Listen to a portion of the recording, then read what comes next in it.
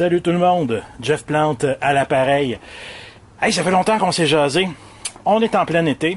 Le débat qui fait rage présentement, c'est qu'est-ce qu'on fait avec le stade olympique? Et c'est bizarre parce qu'à chaque fois qu'on parle du stade olympique, évidemment, on parle des coûts faramineux, pharaoniques que ça a pu occasionner, évidemment, à la société québécoise. Évidemment, les gens de Québec et la radio de cette même ville s'en servent pour justifier leur projet d'aréna en disant « Oui, mais vous avez eu votre éléphant blanc à Montréal, c'est de la faute à la ville de Montréal. » Et c'est bien mal connaître l'histoire du stade olympique et de toute la saga olympique que de parler de cette façon. Ben oui, parce que peut-être l'ignorez-vous, la vraie histoire du stade olympique et la vraie histoire des Jeux olympiques à Montréal n'est pas celle et n'est pas le narratif qu'on entend dans les médias traditionnels. Et pourtant, ce que je veux vous dire, renseignez-vous, vous allez voir que c'est pas mal ça en réalité. Lorsqu'on a donné les Jeux olympiques à Montréal, l'ex-maire de Montréal, Jean Drapeau, donc, propose de construire le stade que l'on connaît. Il propose de le financer comment? En faisant un impôt volontaire, la fameuse loterie olympique. Le gouvernement du Québec, qui voyait ça d'un mauvais œil, qu'est-ce qu'ils ont fait? Volent l'idée à Jean Drapeau, s'en servent pour quoi? S'en servent pour créer l'Auto-Québec. Donc, ainsi, vampiriser l'idée de la ville de Montréal et du maire Jean Drapeau pour autofinancer ces Jeux olympiques et son stade, bien sûr. Souvenez-vous aussi que on blâme toujours la gestion de la ville de Montréal pour ce qui s'est passé. Et croyez-moi, je n'étais pas conseiller municipal dans ce temps-là, j'étais beaucoup trop jeune. Mais ce qui s'est passé pendant ce temps-là, encore une fois, il y a un narratif qui est un peu bizarre et qui est assez loin de la réalité qui se dit. Lorsqu'on a donné le contrat, lorsque la ville de Montréal a commencé à chapeauter le chantier olympique, qu'est-ce qui est arrivé? Il y avait une gauche qui était en train d'émerger au Québec dans les années 70. Il y avait la force des syndicats. Et qu'est-ce qui est arrivé?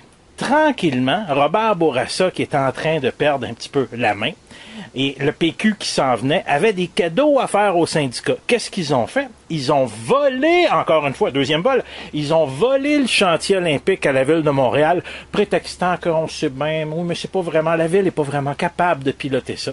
Et on se souviendra tous que lors de la fameuse cérémonie des Jeux olympiques, d'ouverture des Jeux olympiques de Montréal, de quoi on a eu l'air face au monde avec un stade qui n'était même pas terminé. Pourquoi? Parce que les syndicats ont décidé, c'est à partir de ce moment-là que les syndicats ont eu toute la force qu'on leur connaît au Québec, c'est lorsqu'ils ont été capables de paralyser le Québec, de paralyser ce qui aurait dû être notre fierté nationale, les Jeux olympiques. Ils ont réussi à paralyser ça pour établir les tentacules de leur pouvoir. Et qui leur a donné ça? Est-ce que c'est Jean Drapeau? Non. Est-ce que c'est le gouvernement du Québec? Oui. Oui. Ben, c'est exactement ça qui est arrivé. Alors, depuis ce moment-là, je ne sais pas si vous avez remarqué qu'au Québec, il est impossible de faire un projet, disons, un petit peu grandiose, ou en tout cas, d'assez grande importance, sans qu'on ait constamment le complexe de l'éléphant blanc. On ne peut plus rien entreprendre au Québec. Ça, au moins, je vais donner ça au maire de Québec présentement, même si c'est des dépenses publiques, ça, c'est un autre débat, mais je vais donner ça au maire de Québec. Au moins, il essaye de créer un petit peu d'enthousiasme, de créer un petit buzz autour de sa ville. Je te donne ça, Régis. Par contre, de la façon qu'il finance, il revient avec les mêmes erreurs qu'on a déjà fait dans le passé. Parlant de financement, parlons-en du Stade olympique de Montréal, parce que semble-t-il que c'est le débat qui va faire rage en ce début d'été. Évidemment, on dit qu'il fait rage, mais dans le fond, ça fait des dizaines d'années qu'il fait rage ce débat-là. Pourquoi? Parce que le Stade olympique, on le voit encore plus, c'est encore plus touchant depuis que les expos ont quitté cette enceinte-là. Le Stade olympique ne sert pratiquement plus à rien. Et pourtant, c'est un équipement collectif. C'est un équipement d'importance pour Montréal et pour toute la région, et tant qu'à moi, pour tout le Québec. Mais qu'est-ce qu'on a démontré avec la gestion du Stade olympique à date? Donc, il y a une gestion publique de ce stade-là qui nous montre qu'évidemment, quand c'est public, qu'est-ce qui arrive? Ben, on n'a pas l'intérêt à faire le développement parce qu'on doit toujours faire des comités, des consultations. Hey, juste pour remplacer le toit, ça fait depuis plus de 10 ans qu'il faut le remplacer. Pas qu'on dit qu'il faut le remplacer. Donc, on dit depuis bien avant, oui, le fameux toit de Bird Air doit être remplacé. Et d'ailleurs, on l'apprenait aujourd'hui, les centaines, si ce n'est les milliers de fissures qu'il y a dans ce toit-là. Donc, qui mettent évidemment en danger les gens qui se trouvent dans l'enceinte, mais aussi en danger économique, parce que, dans le fond, c'est un stade dont on ne peut pas se servir l'hiver. Donc, ça crée un petit peu d'inconvénients. Et là, je me pose des questions parce que je regarde les solutions qu'ont appliquées le Parti libéral, les solutions que se propose d'appliquer le Parti québécois. Il y a un parti politique qui est supposé d'avoir l'ADN de l'ADQ, la CAQ, et il est supposé d'avoir un parti de droite au Québec. Pourtant, il n'y en a pas un tabarnak de ces partis-là qui proposent la privatisation du stade olympique. Expliquez-moi ça. Je comprends rien. T'as un parti de droite et jamais personne se lève pour parler de privatisation. C'est ça, avoir un discours de droite. Coudon, c'est-tu si compliqué que ça, avoir un discours de droite au Québec? Si on était dans n'importe quel pays civilisé, qu'on soit en Angleterre, même en France où c'est ultra-socialiste, il y aurait des gens qui proposeraient la privatisation.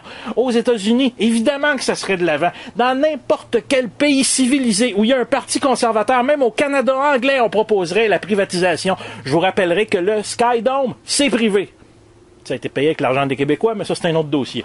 Mais juste pour vous dire... Oui, c'est ridicule. Comment ça se fait? Pensez-y. Si vous êtes un privé, que vous achetez le stade olympique à 1$. Là, les gens vont hurler, oh, on n'est pas pour donner le patrimoine collectif des Québécois. Voyons donc. Hey! Petit problème ici. Comment ça se fait que ça nous coûte? Parce que vous savez que le stade olympique nous coûte à chaque année en entretien, en staff, et là, bien sûr, lorsqu'on va absorber le remplacement du toit. Ben oui, parce qu'on va parler de 3, 4, 500 millions pour remplacer le toit. Donnez ça au privé. Moi, je vous passe un papier. Si le privé vient s'occuper du stade olympique, je sais pas pourquoi, mais j'ai l'impression qu'il va y avoir un petit peu plus d'activité dans cet équipement collectif-là. Et d'ailleurs, n'est-ce pas ce que nous voulons, comme Montréalais, comme Québécois, d'avoir un équipement comme ça qui sert? Pensez-y, si vous donnez ça au privé, est-ce que ça serait possible, par exemple, qu'une équipe de baseball puisse revenir? Il y a même des gens qui vont dire, OK, c'est pas un vrai stade de baseball, mais il y a quelque chose que vous pourriez jamais dire. C'est que c'est pas un stade de football. Et moi, je ne serais pas surpris que si un privé, prenait possession du stade olympique, ça serait pas impossible qu'on puisse avoir une équipe de la NFL à Montréal. Pourquoi? Parce que des gens, encore là, des gens vont hurler et vont dire, oui, mais Montréal, c'est trop pauvre. Non, c'est parce que vous comprenez pas l'économie du sport. La NFL, c'est un sport de télévision. Vous savez qu'on a passé très, très proche à Montréal d'avoir une concession de la NFL. D'ailleurs, il y a des journalistes sportifs qui pourront vous le confirmer. On avait même envoyé des émissaires à la NFL. Comme à l'époque, dans les années 60, la ville avait aussi envoyé des émissaires au baseball majeur pour avoir la concession qu'on a connue sous le nom des Expos de Montréal. Mais on a envoyé des émissaires pour la NFL et ça a passé à ça. Malheureusement, bon, la vie étant ce qu'elle est, mais le sport a quand même changé. La NFL est un sport de télévision où le système de partage des revenus existe. Dans le fond, remplir un stade de football, parce que le stade olympique, une fois qu'il est rempli pour une partie de football, c'est tout à fait convenable. Regardez les stades de la NFL, c'est pas la même logique que le hockey ou le baseball. Hein? Vous savez qu'on joue beaucoup dans des vieux stades aussi dans la NFL. Faites le tour un peu. Et même les plus beaux stades de football sont de très, très vieux stades de football. Le Rose Bowl, je pense que c'est au-delà de 100 ans, etc. Que ce soit dans la NFL ou dans la NCAA. Mais cela dit, revenons au constat de départ. Vous aimeriez pas ça avoir une équipe de la NFL à Montréal? Vous aimeriez pas ça avoir... Je me souviens, il y a quelques années, il y avait eu une corrida. Vous aimeriez pas ça avoir plus d'activités? Hey, peut-être un retour des ligues majeures. Peut-être que ça se passera pas nécessairement au stade olympique pendant ben des années. Peut-être qu'il y aura une transition vers un autre stade de baseball, peut-être plus au centre-ville, qui sait. Mais c'est pas grave. C'est comme ça qu'on redonne de la vie et qu'on redonne de l'espoir à une communauté, pas en socialisant quelque chose, mais en le donnant au privé, en le vendant. Mais dans ce cas-là, on peut même le donner, le rapport qualité-prix, le rapport que la société, que le gouvernement québécois va avoir, il va faire de l'argent. Parce qu'opérer le stade olympique présentement, lui coûte à la collectivité. Donc si on peut se débarrasser de ça, que quelqu'un prend ça, et opère le stade olympique. N'est-ce pas là ce qu'on devrait souhaiter? Et comment ça se fait qu'il n'y a pas un maudit parti politique? Oublions le Parti québécois, oublions le Parti libéral, oublions Québec solidaire, oublions Option nationale.